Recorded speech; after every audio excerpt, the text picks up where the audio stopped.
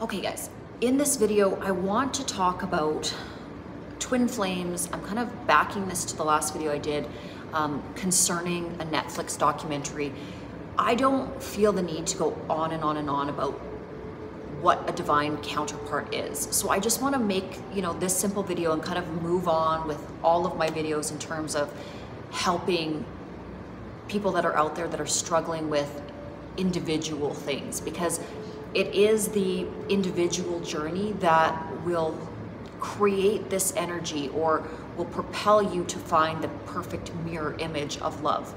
Now, from what I've been taught, and I want to really explain what I mean by taught. So from a very young age, I had visions, and there were the best way to put it is like light beings, very translucent individuals. Now, maybe I was a kid with a big imagination, so I'm also going to put that into the video, okay? But this is what I experienced. These beings would come and show me things on almost like a holographic screen. That's the best way I can present it. My parents thought it was a little bit kooky. Certainly there was discussions when I was little, should we put this little kid on medication or whatever? She's got a very, very big imagination. I run major million-dollar corporations. I'm very functioning, high functioning. I don't need to be on medication. I've simply deduced this to a very unique experience. And this happened from about the ages of 2 years old to 7 years old. Okay, so this is before my parents had gotten divorced. I wasn't a traumatized child. I was very imaginative, but these things were also exceedingly real. I'm going to explain what I mean by that. So again, what was shown to me was, and again, it was almost like this kind of holographic screen, was sort of the history of the planet. It was very unique experience. And again, from a little kid, it wasn't scary. The energy of these beings was so incredibly calming, and they would speak through thought form. So the words would essentially pop into my head, but it was like showing me, what humans have done in the past. And for a little kid, just kind of being born on the planet, it was a little bit overwhelming. And there were certain things that I did when I was younger that, again, coincided with these, I guess, kind of interactions with these beings. I would hide all of my stuffed animals in the basement, and because I had been shown a lot of natural disasters and wars and these kind of things. And essentially, one of the things that these individual kind of light beings said is that eventually they wanted me to teach some of these principles. Well, being a little kid, I was like, whoa, that's kooky. And even all the way through my my life, I was like that, yeah, you just push those experiences to the side. And, however, here I sit.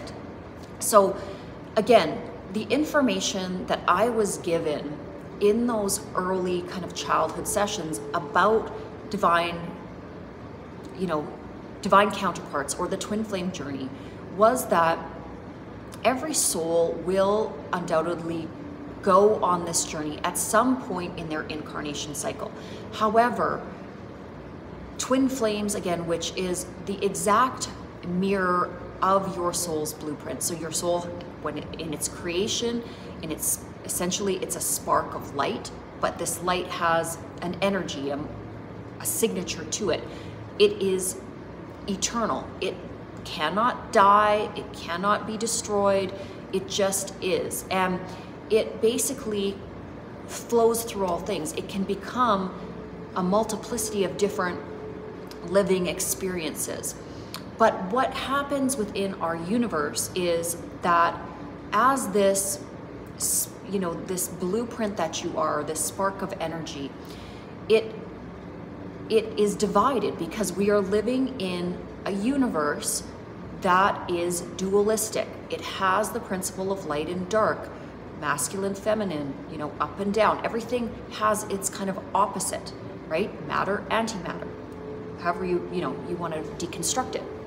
And essentially, you're not going to experience that mirror soul until pretty much one of until pretty much your last lifetime. And you don't need to worry about this either. Like, that's why I kind of don't understand like the frenzy that is kind of going on in popular culture towards finding your divine counterpart or your twin flame, because you can have an equally beautiful life journey with somebody that has a similar core soul frequency, a soulmate. So you can have this equally beautiful journey.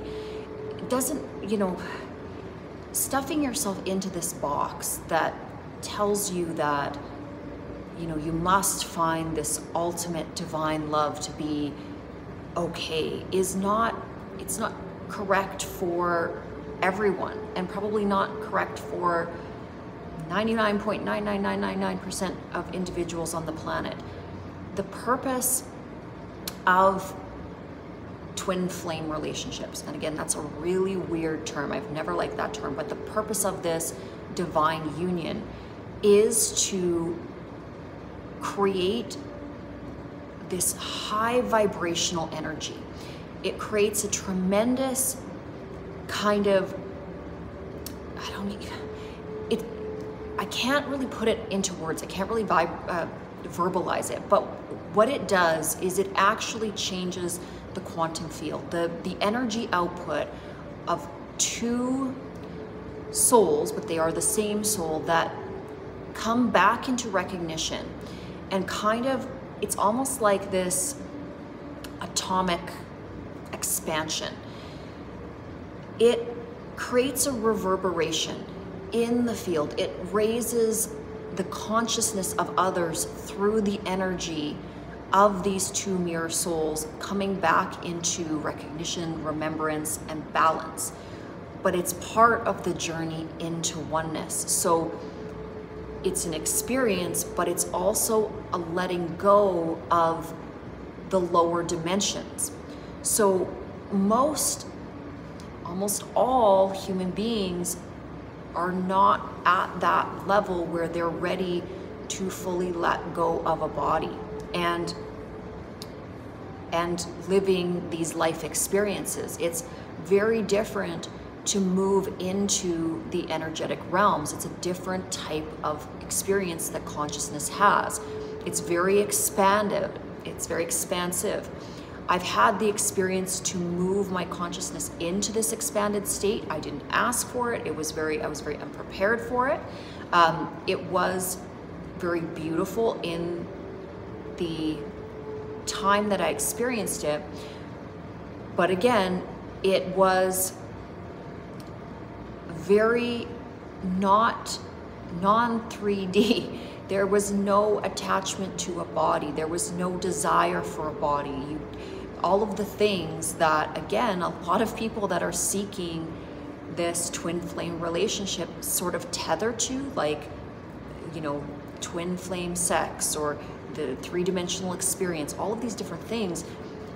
Yes, that goes along with the experience in the last lifetime, but the whole experience is the removal of the attachment of the 3D system in the body, and it's you're basically leveling up in a way that is completely transformative, and you're coming back into oneness. So if you are looking for a romantic experience, if you're really looking for that individual to like complete you, you know, it's likely going to be a soulmate kind of journey, and it might be multiple soulmates, and it also might be karmic partners, which are not bad. They still have and provide so much learning. Basically what I'm saying is every type of love relationship is beautiful, and every type of love relationship yields learning, and we are here to learn. We are here to experience. We are here to be human. We're a soul living in a body, having a human experience, and that's the purpose. So, you know, getting yourself into this frenzy, and again, this information I'm telling you, it's going to get you really off that track. You're not going to be tethered into a lot of this perpetual thinking, because again, I don't need to charge anything for it. I'm just trying to give you the real downloaded information so that you can move on and get on with your life and do and be and go out there and live who and what you are, aside from trying to worry about all of this, life plan, life path stuff. And it's important to be authentic. It's important to live from the real you, but you don't need to have lovers, and that is imbalanced love. When you are so obsessive about a certain type of energy that, again, you would give everything up for it, that's an imbalance. You don't want to feel like that. You don't want to feel in a free fall. Falling in love should feel balanced. It should feel supportive. And that, okay. So again, if you did run into your divine counterpart, they would also want to ensure that you would be in a balanced state for the entirety of your incarnation. So even if they were not here, they would want to ensure that you were safe and protected and understood the complexities of love. And somebody that is meant for you they're not going to hurt you. They may challenge you, but they're never going to hurt you. You're never going to feel this lack or this wondering. It's just not something that a true divine counterpart would do. And so that's why, again, I find it a little bit confusing when individuals are saying, like, I've been waiting for years. Why? Go out and live and experience, and don't tether your ultimate happiness to another person. In doing that, you are saying that there's something not, you are unfulfilled. And that's not the journey here. The journey here is to find the wholeness in oneself and then experience the wholeness of others. And if others have not completely healed and they're still in a distorted state and they're not whole and they are broken, then do your best to lift them up within the boundaries of what's comfortable for what you can handle. And again, everybody can handle a little bit, different circumstances. Some people can handle multitudes.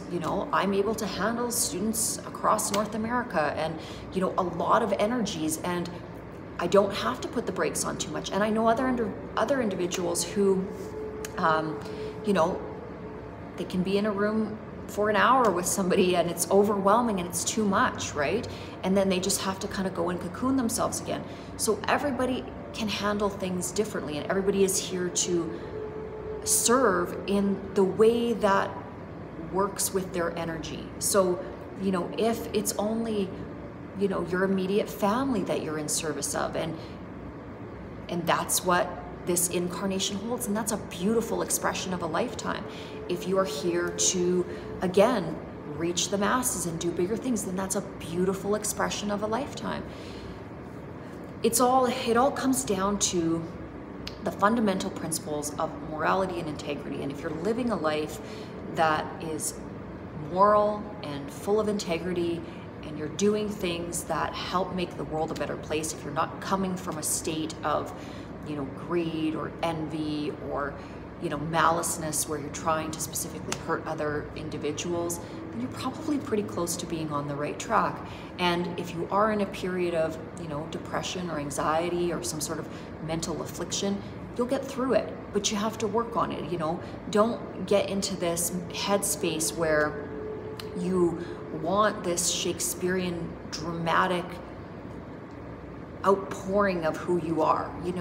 That is not, it's not really fun when you really deduce it, having this kind of melancholy, tragic story. I mean, they do exist. I've went through periods of my life where I felt this undercurrent of the tragic, vein through my experiences, but I wasn't happy when I was framing my life in that way. I wasn't feeling authentic when I was in this victim mentality or this you know, my life is a tragic story kind of storybook tale.